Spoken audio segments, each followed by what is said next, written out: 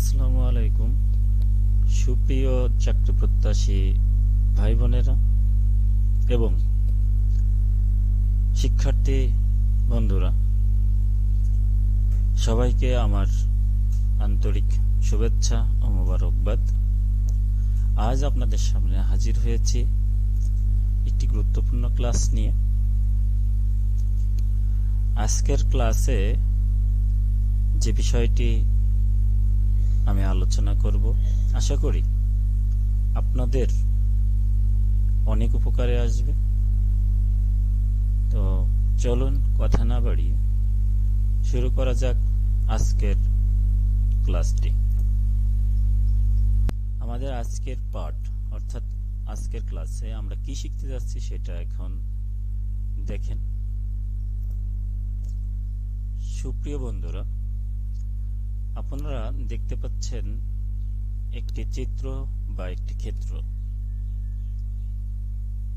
একটি চিত্র বা একটি ক্ষেত্র দেখে অনেকেই হয়তো বুঝে ফেলেছেন আজকের পাঠ কি হতে চলেছে। ছবি দেখে বলা যায় আজকের পাঠ হচ্ছে ত্রিভুজ। আমাদের আজকের পাঠ ত্রিভুজ। তো বন্ধুরা, চলুন আজকের পাঠ শেষে আমরা কি কি বিষয় জানতে পারবো একটু দেখে নেই।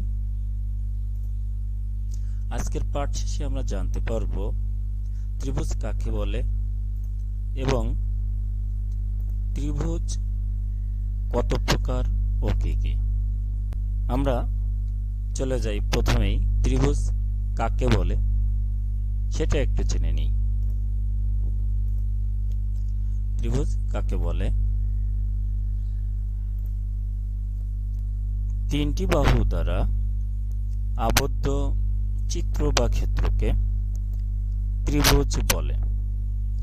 তিনটি বাহু দ্বারা আবদ্ধ চিত্র বা ক্ষেত্রকে ত্রিভুজ বলে।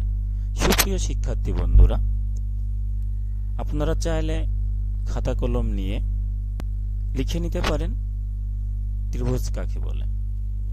তো চলুন এরপর আমরা দেখি ত্রিভুজ কত প্রকার ও কি কি।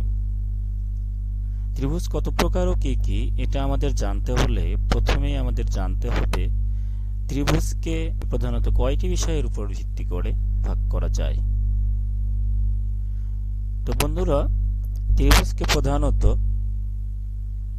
প্রধানত দুইটি বিষয়ের উপর বা ভিত্তি করে ভাগ করা যায়, যথা ক বাহুর উপর ভিত্তি করে ত্রিভুজ এবং খ কোণের উপর ভিত্তি করে ত্রিভুজ।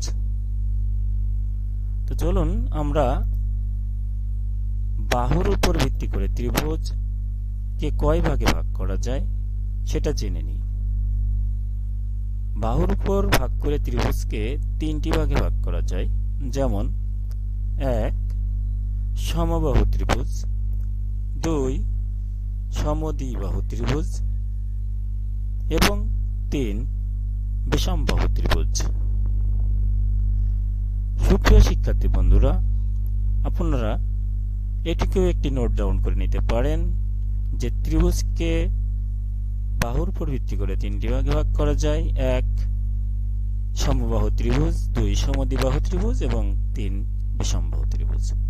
এরপর আমরা দেখব ত্রিভুজকে কোণের উপর ভিত্তি করে কয় ভাগে ভাগ করা যায়। বন্ধুরা, কোণের উপর ভিত্তি করে ত্রিভুজকে আবার তিনটি ভাগে ভাগ করা যায়, যেমন 1 সমকোণী ত্রিভুজ, 2 সূক্ষ্মকোণী ত্রিভুজ এবং 3 স্থূলকোণী ত্রিভুজ। সুপ্রিয় শিক্ষার্থী বন্ধুরা, এটিও আপনাদের জন্য খুবই গুরুত্বপূর্ণ যে কোণের উপর ভিত্তি করে ত্রিভুজকে কয়টি ভাগে ভাগ করা যায়।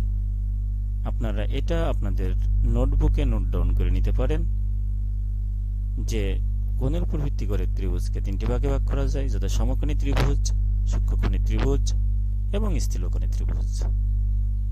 তো বন্ধুরা, আজ আমরা যেটা শিখলাম সেটা হচ্ছে ত্রিভুজ কাকে বলে, কত প্রকার, কি কি। পাঠটি দেখার জন্য আপনাকে অনেক অনেক ধন্যবাদ। পাঠটি অন্যকে দেখার সুযোগ করে দেওয়ার জন্য ভিডিওটি লাইক, কমেন্ট ও শেয়ার করুন।